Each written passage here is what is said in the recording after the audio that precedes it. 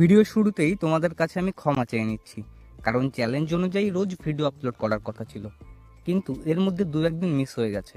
আসলে video shoot editing করতে একটু বেশি সময় লাগে, সব দিন কাজের চাপ তো আর সমান হয় না, তাই রোজ ভিডিও আপলোড দেওয়া হয়ে উঠছে না। তবু প্রতিদিন কিছু না কিছু ক্যাপচার করে রাখছি। চ্যালেঞ্জের 30 দিন কমপ্লিট হওয়ার মধ্যেই সেগুলো আপলোড করার চেষ্টা করব।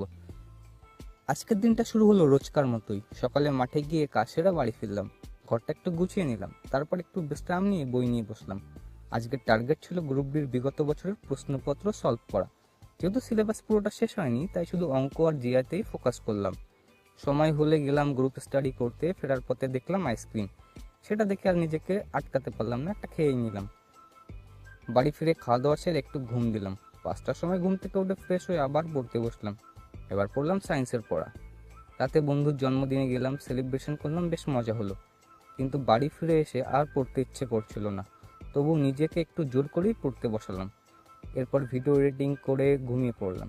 চ্যালেঞ্জের 13তম দিনটা আমার এভাবেই কাটলো। আগামীকাল নতুন দিনের শুরু। দেখা হবে আগামীকাল।